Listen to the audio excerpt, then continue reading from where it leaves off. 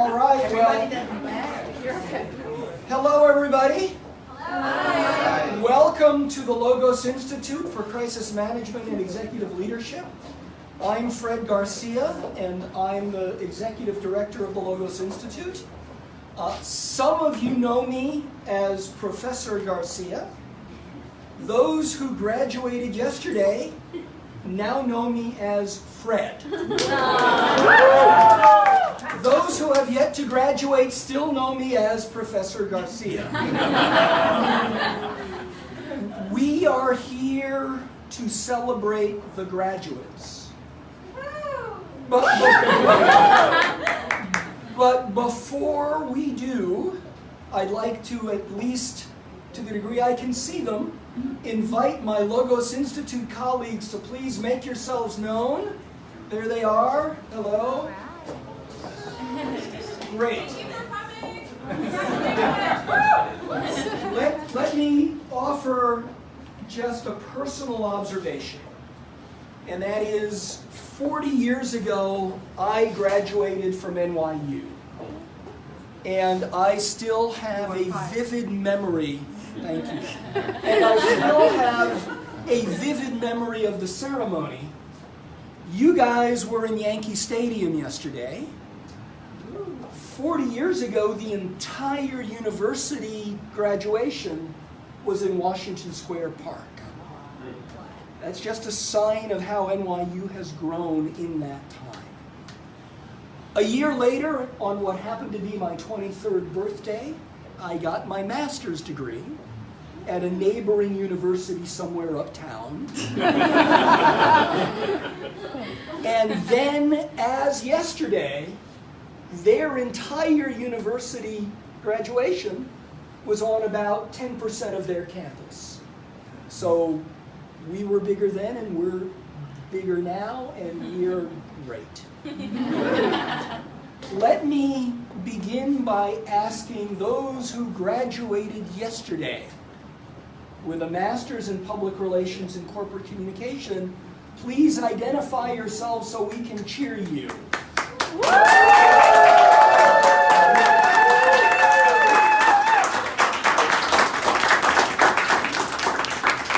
Now let me point to the real heroes in the room, and that is the parents, the spouses, the family members, the children who made it possible for you to do the work that you did to attain the degree that you attained. Let's hear it for the family and for the friends.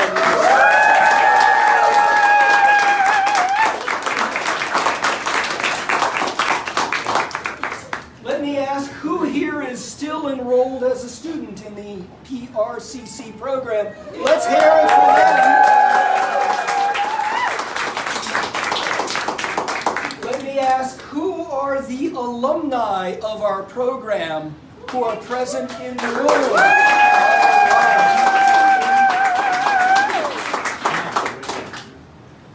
Let me offer some further personal observation. My grandfather was a teacher. My grandmother was a teacher. My father was a teacher. My mother was a teacher. Their advice to me and my two brothers was, don't become teachers.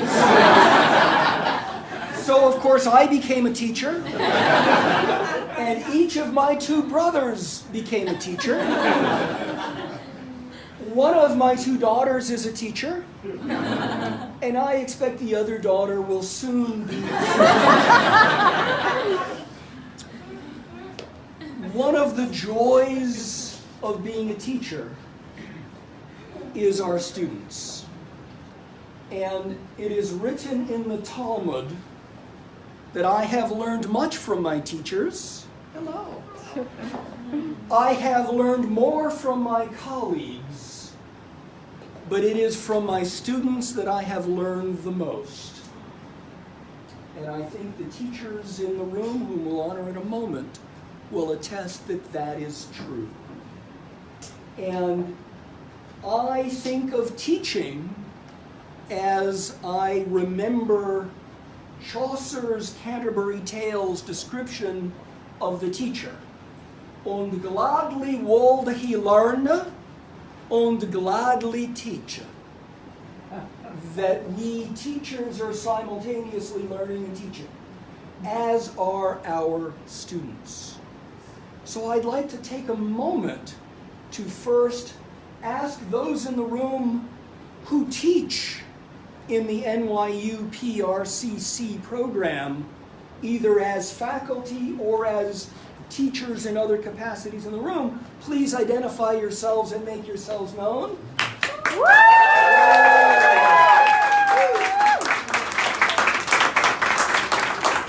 Now let me ask for all in the room who are teachers in any capacity.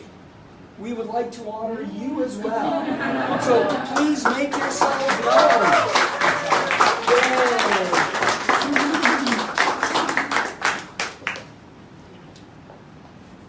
I am fortunate to have had many, many teachers who invested in me, and I'd like to embarrass one of them right now.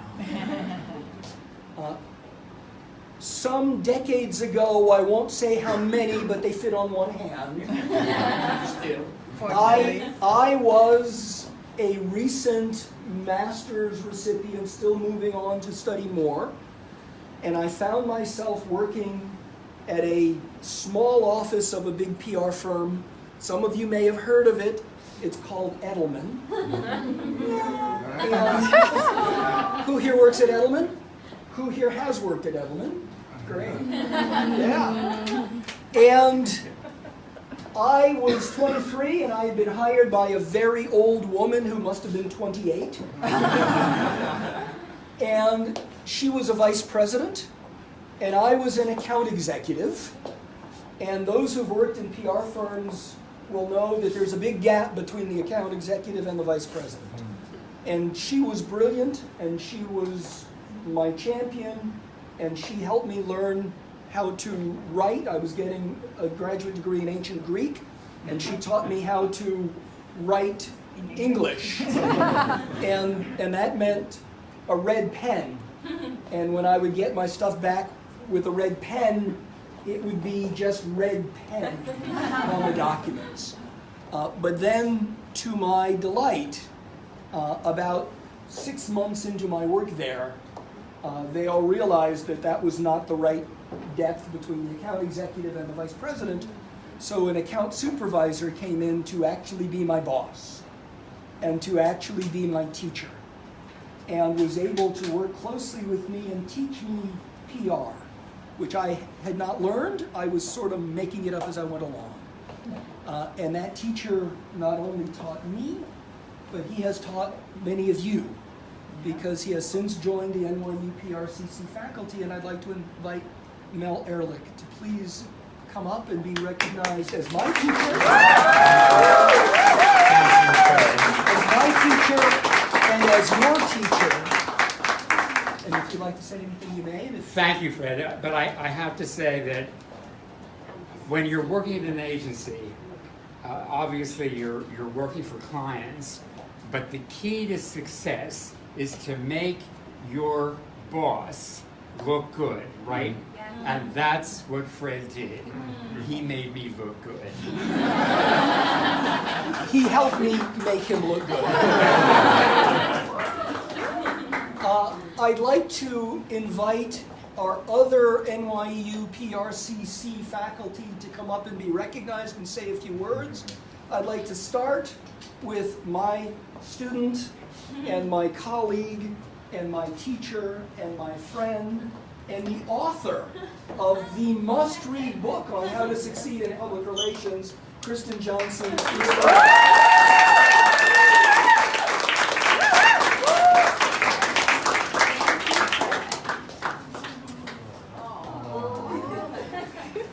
Well, I should share that I wouldn't be here today if it were not for Professor Garcia. Some of you can call me Fred. Some of you can call Fred. It was in, well, it predates 2005, but in 2005, this program the master's degree in public relations and corporate communication at NYU was started. And it was started because of Fred, Professor Garcia, and also John Dorley, who together created this program, which has grown from a small class of 30 talented, ambitious people, and I guess I'm including myself in that, but at the time I didn't even realize what was before me and the opportunity I had before me. But it's grown from that class of 30 to a class of, what, 300?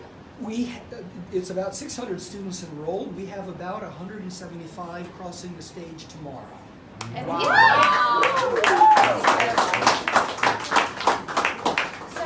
So you can see how the dedication and the commitment of one person and the dream of one person, two people, Professor Dorley. And Professor Dorley, right.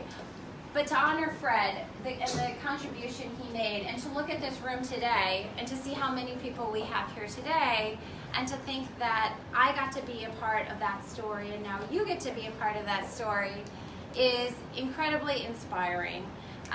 Because that program started in 2005. Here we are, 13 years later. 14?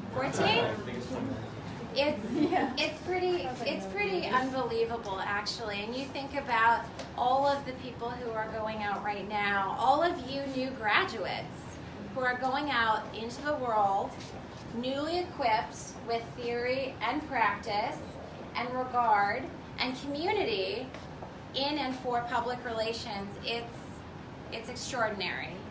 And I just want to say that I would not be here today had it not been for Professor Garcia and Professor Dorley, but also being able to stand here before you with a career in public relations and now having authored a book and having worked here at the Logos Institute for Crisis Management and Executive Leadership, and Logos Consulting Group. I don't know. I'm so humbled and so honored to be able to also teach at NYU, and cannot wait to see where all of you go with your wonderful, brilliant, talented class of 2019.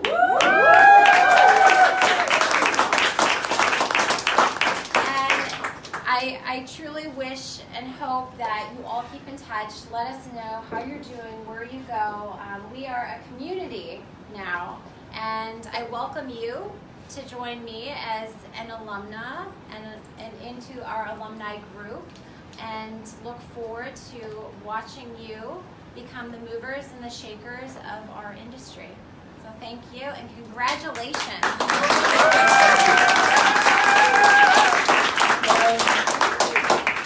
Professor Kerrigan. Come on. You did this to me last year too, you son of a bitch. I'm going to talk about Mel too. I am.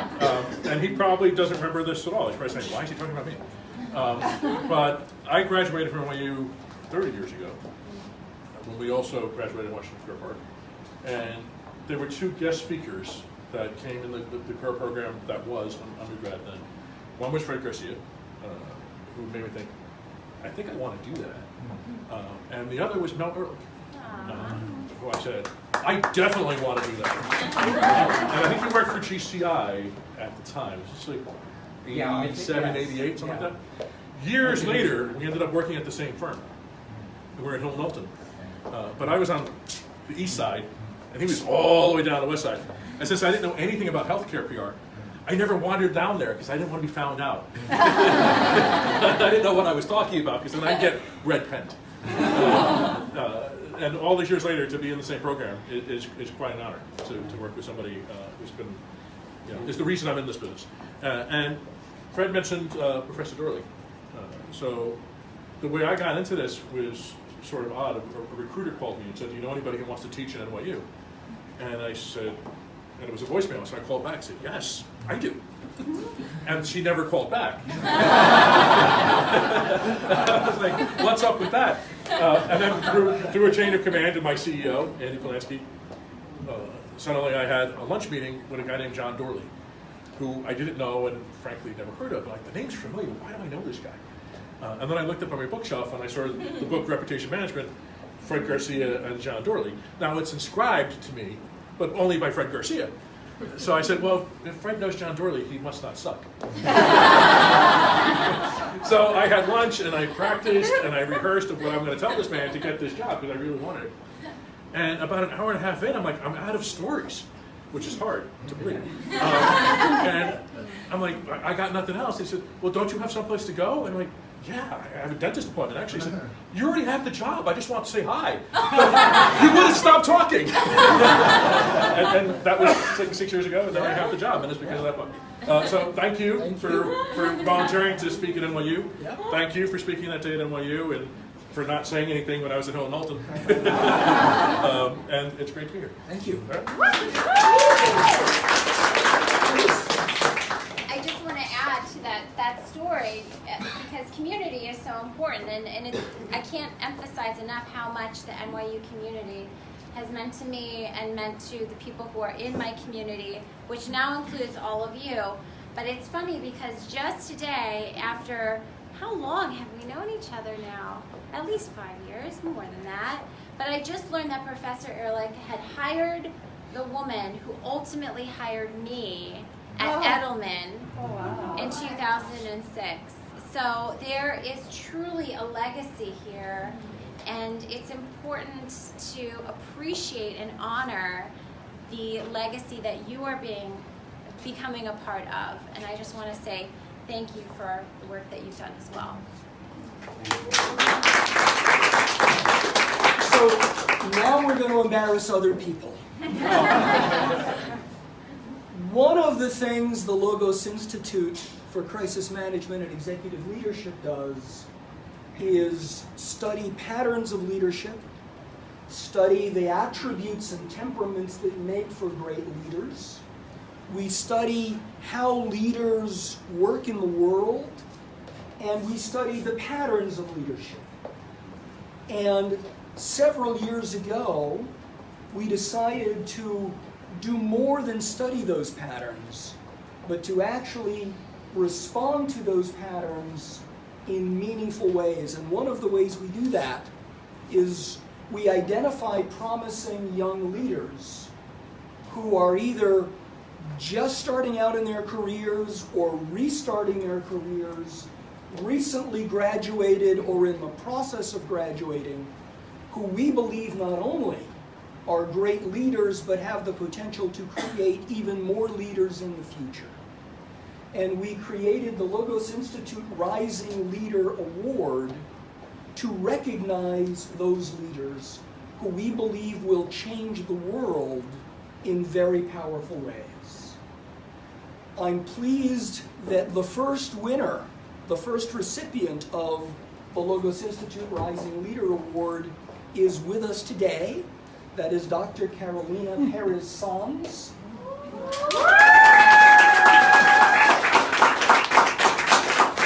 Carolina graduated from our program 2 years ago. She had already received a PhD from another university before coming to our master's program.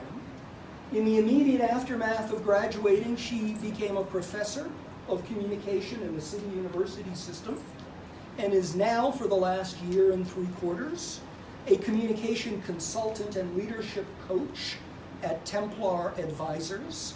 And I'd love for Carolina to just come up and say hi and share a few words. So I also have to say thank you to Mel, because when I came to New York, my goal was to be a writer. And Mel let me know that I was already a writer. So thank you. I was very happy. And then thank you to all of you because you believed in me. I mean, I don't know if you did believe in me. Wow! I mean, I didn't work with you that much, but I worked with Fred, and he believed in me a lot. And I wanted to understand what leadership is, and then when Fred said, okay, you are a leader, it meant so much to me. So thank you. Thank you, Carolyn. Thank you. recipient of the Logos Institute for Crisis Management and Executive Leadership Rising Leader Award, I will introduce in a moment. But let me tell you a little bit about her. She started out with a degree in chemical engineering, which is not the typical public relations path. She started working as an engineer in supply chains at Procter & Gamble and at Johnson & Johnson. And she now is a manager of launches at L'Oreal. She graduated yesterday in the Masters in PR and Corporate Communication program, about a year after giving birth to her first child, while working full-time, while studying full-time. And tomorrow, she will be standing on the stage at Radio City Music Hall as the class speaker for all of the School of Professional Studies.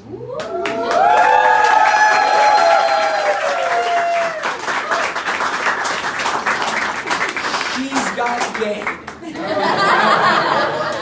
And it is my deep honor and privilege to present the Logos Institute Rising Leader Award to Carmela Glover.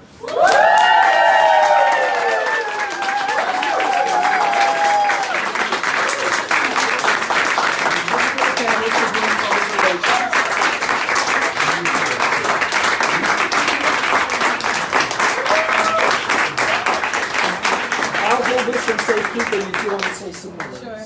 Thank you. I'm extremely humbled that that Logos decided to give me the Rising Leader Award.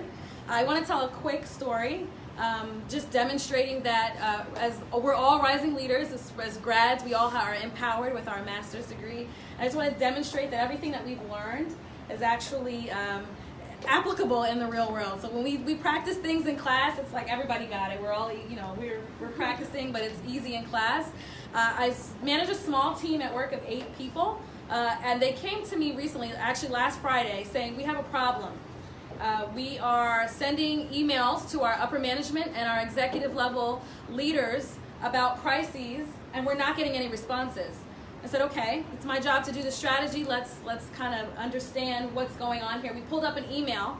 If you could print the email, it would probably be about 2 pages long. So nobody was reading this email.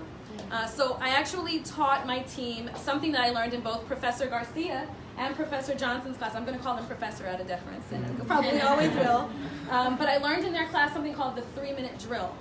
And there's 6 elements to the 3-minute drill that help you to to talk through a problem in 3 minutes. It kind of what the problem is, the solution, what your recommendations are, your justification for that recommendation. And I said, let me just try this. I told my team, I've never tried this in real life before. I did it in class. They all kind of rolled their eyes. And one of my staff said, I'm going to time you. So I got nervous at that point, but we went through I explained to them what the 3-minute drill was. I read through the email to understand the problem, and I got through the 3-minute drill in a minute and a half. And their jaws dropped to the table. And I said, if we use this to reach out to our leadership, we'll probably get a quicker response, and they'll probably realize there's a lot more urgency besides the little exclamation mark that you're putting on the email. And it actually worked. And for me, it was inspiring because it was something I learned in class. It was something I practiced in class that we all did really well in class, but we could actually apply to our real life. And so I just want to say that all of us have something to take away from this program, from our colleagues and our classmates and our professors. We've all experienced something that's going to make us leaders, and I believe that we are all going to kind of carry our NYU SPS torch into the world and change lives. So thank you. I really appreciate it.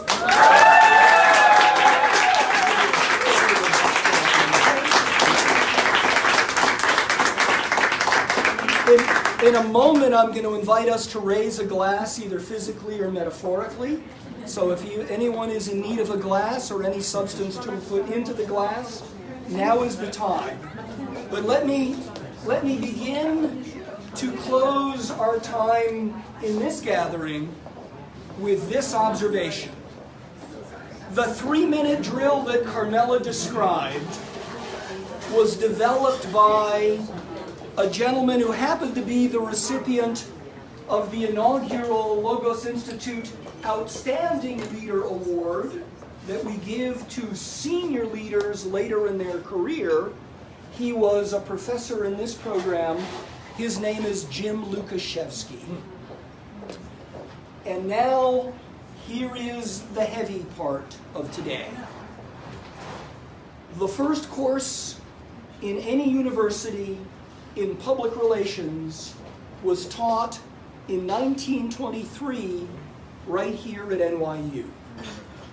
It was taught by a gentleman named Edward L. Bernays, who also was the first person to call himself a public relations counselor, and who wrote the first book by a professor of public relations, and that was Crystallizing Public Opinion, which also appeared in 1923.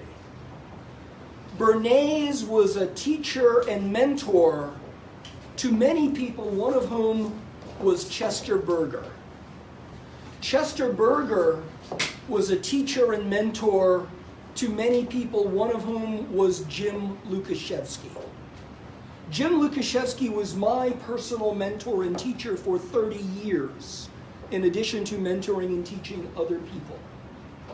I have been teacher and mentor to many of you, and many of you have been teacher and mentor to many of the others in the room. We have an unbroken line from Bernays, through Berger, through Lukashevsky, through Garcia to you, through Johnson and Kerrigan to you, and now the heavy burden falls on you to continue that unbroken line, to mentor and teach the next generation. With that, I invite us to raise a glass, physically, metaphorically, whatever form works best for you, in honor of all of the graduates, all of the teachers, all of the family members who made it possible. Congratulations, happy days. I'm going to come back with an administrative announcement after the toast, but please, congratulations to all of you. And now, some administration. Who here is crossing the stage at Radio City Music Hall tomorrow? Great.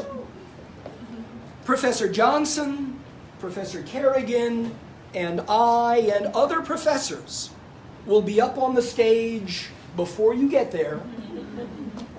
And you will notice as you cross the stage, we're going to be whooping and stomping our feet and waving our arms and calling out your name. The previous dean used to hate that, which made it all the more fun to do it.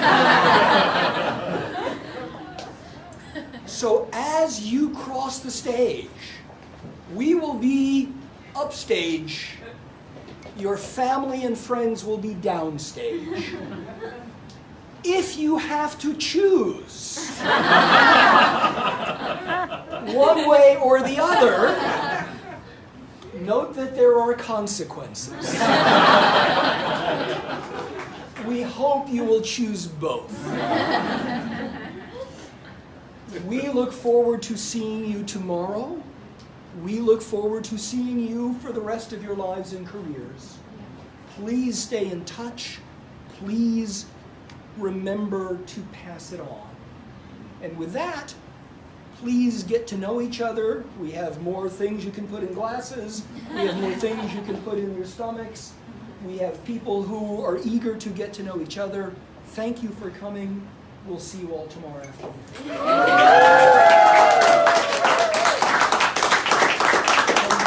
And if anyone wants any of the good stuff and the hard stuff, we got some.